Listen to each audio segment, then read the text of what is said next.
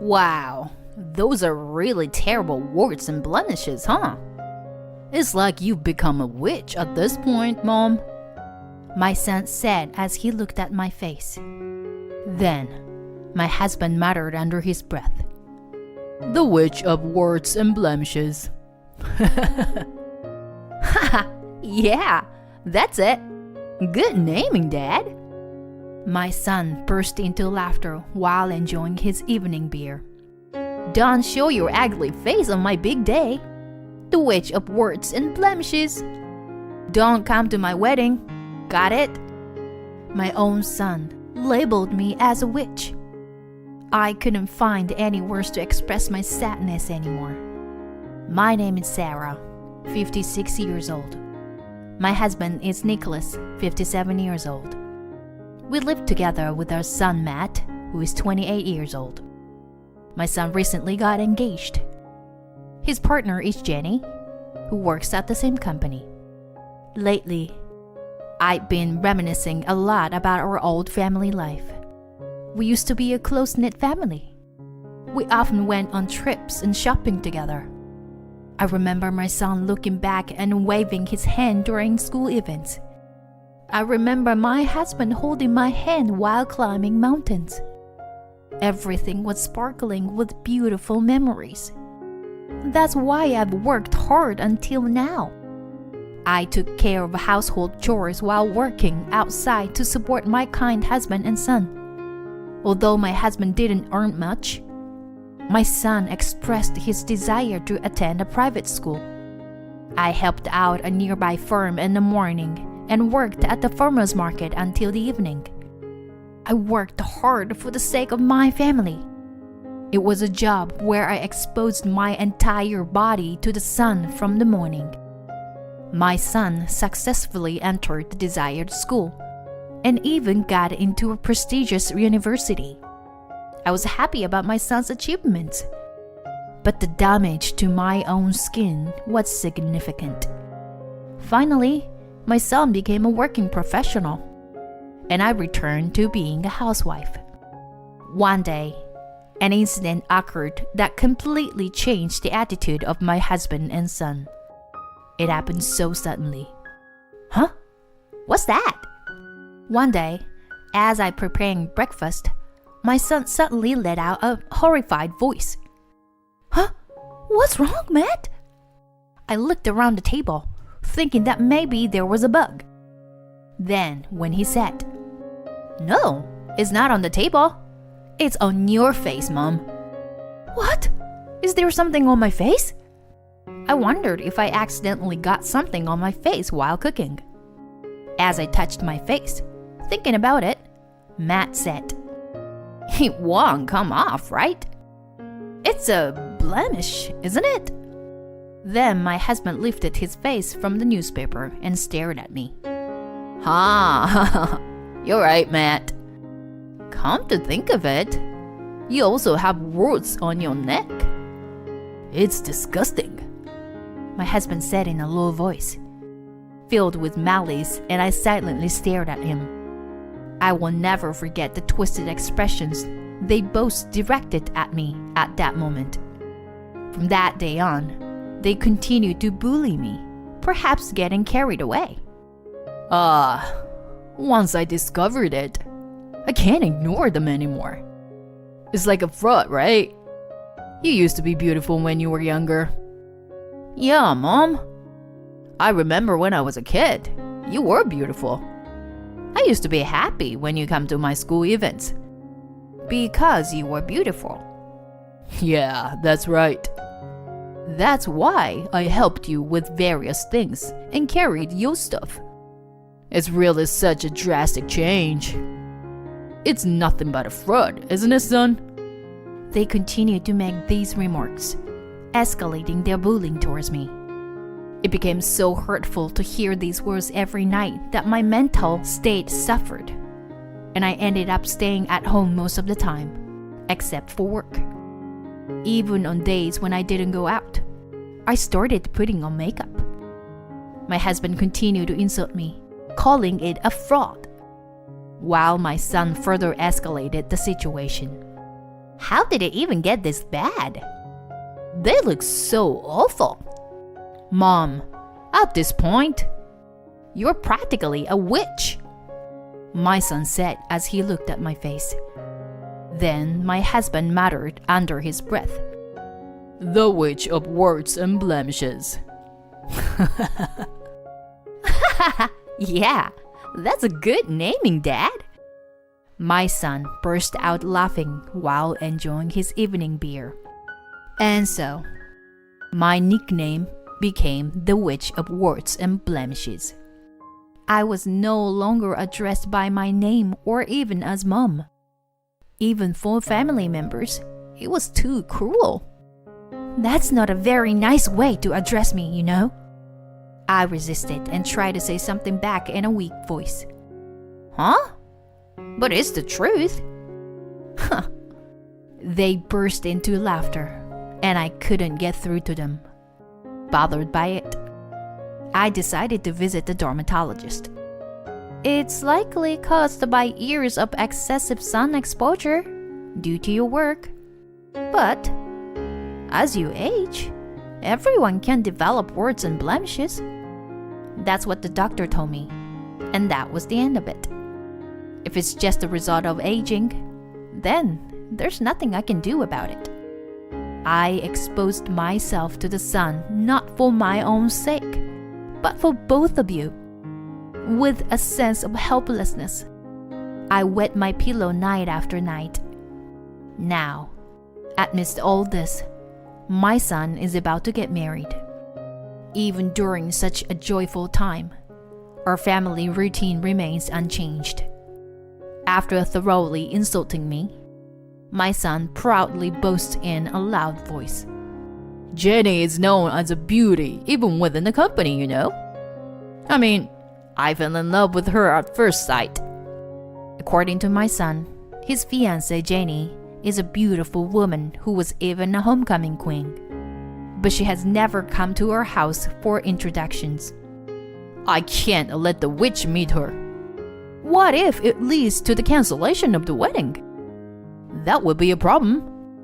That's why only my husband has met her face to face. Well, she was a stunning person. Oh, by the way, for the wedding, you better not come, okay? Suddenly, my husband made an unbelievable statement. It's disrespectful to show your dirty face on a day like that. Besides, only humans attend weddings. You're right, Dad. There's no seat for the witch. Oh, I really want to cut that with her. What kind of handicap is it to have a witch as a family member? My husband and son started hurling abusive remarks at me one after another. Because of the warts and blemishes, I was denied the opportunity to attend my own son's wedding. I could only bow my head in front of the two of them, who laughed crudely. On the day of the wedding, I found myself alone in a room without my husband or son, looking at myself in the mirror. This tan was the result of my effort to support my family. And yet, to be treated so coldly by my own family. Even the memories of the happiness we once had together were denied. What have I been striving so hard for all this time? Tears welled up in my eyes as I looked at myself in the mirror. At that moment, the phone in the house suddenly rang. When I answered it, it was my husband. "Sarah, please, come to the venue." I could hear the desperation in my husband's voice. What's going on? You said there's no seat for the witch. I've arranged something. Please, come right away. My husband's voice, on the verge of tears, echoed through the phone. Without fully understanding the situation, I headed to the venue for the time being. When I opened the door, I saw my husband and son on all fours. The surrounding guests were in an uproar. Confronted with this bizarre scene, I was dumbfounded. unable to find a rational explanation. Is this some kind of ritual where the groom and his father kneel before the bride's family? No, hey. I quickly changed my mind and called out to my husband. Hey! What are you doing? Sarah! My husband, still on all fours, turned his face towards me and called my name with a sorrowful voice. How long has it been since my husband called my name? It feels like it's been at least 10 years. But before I could dwell on the thought, a woman's voice resounded. So, what's the reason you couldn't bring your wife? The voice belonged to a woman, standing tall and imposing. Well? My husband visibly flinched at her voice, and then he spoke in a small voice. I can't hear you. Say it louder. If it's not a ridiculous reason, let it resound throughout the venue. The woman raised her voice even louder. My husband cried out in a voice on the verge of tears. Because my wife has blemishes on her face. It wouldn't be suitable for celebratory occasion. Blemishes? You mean because of that? She's not suitable being here today? The woman widened her eyes and angrily retorted. Excuse me? I called out to the woman this time, trying to get her attention. The woman turned towards me and then approached me, grabbing my face with her hands. She was a beautiful woman. Startled by her sudden action and fierce demeanor, I let out a small voice. However, the woman quickly turned on her heel and returned to my husband and son, standing tall again. It's about your wife's blemishes, right? I just saw them now. It's really not a big deal at all.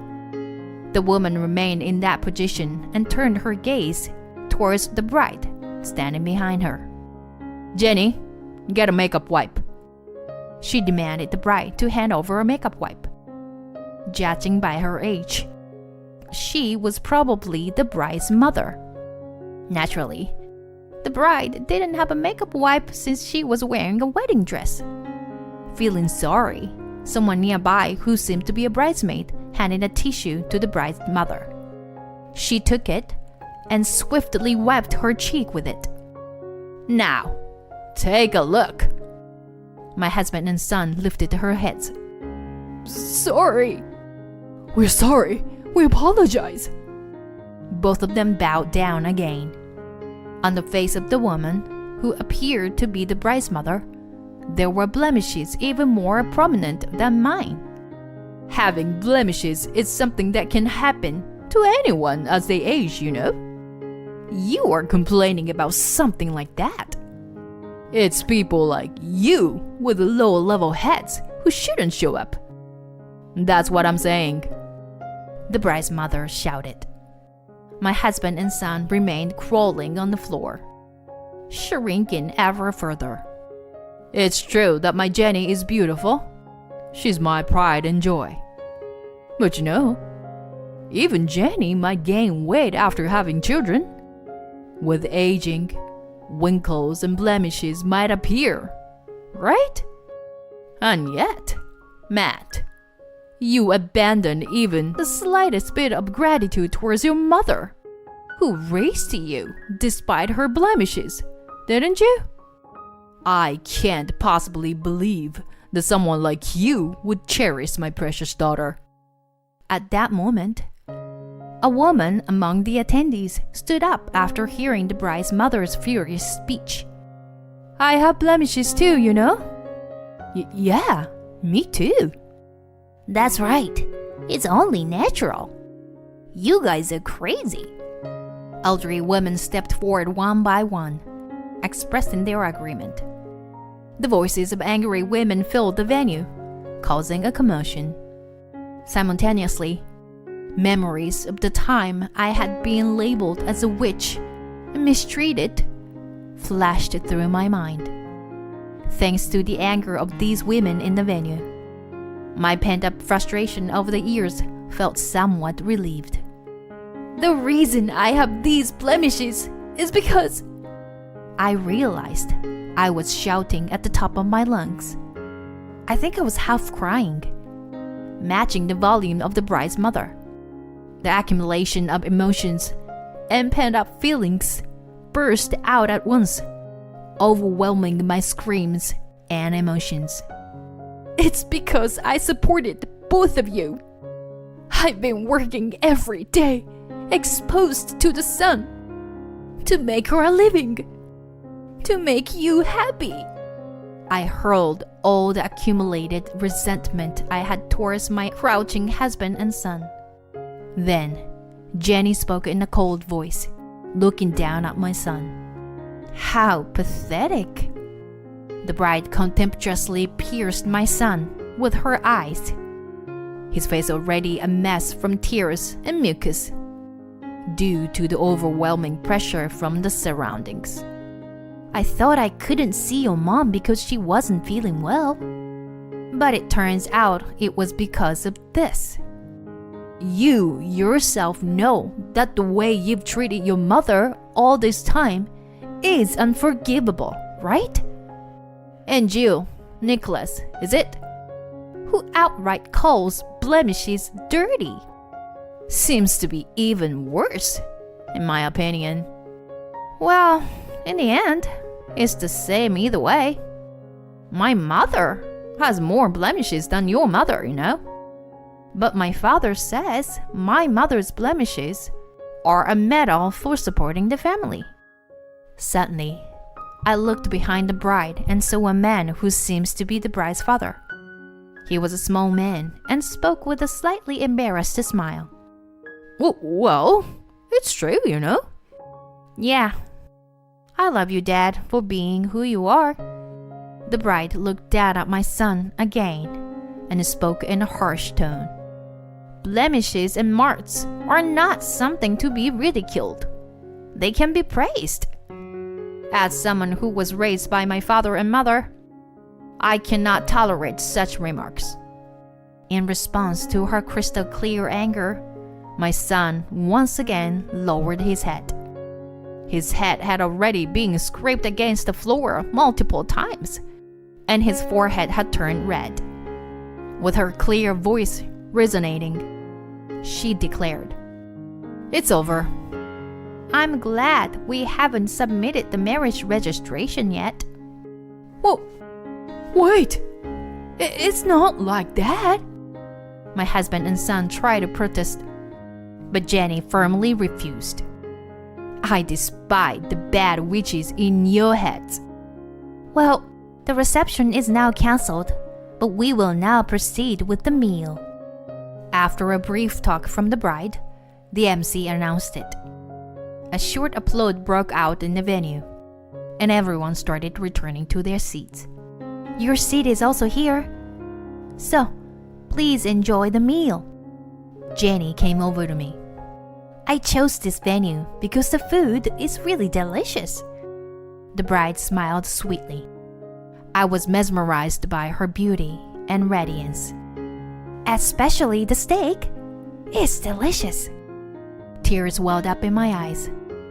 I said to the bride, Jenny, thank you. I wish I could have truly become your blood relative.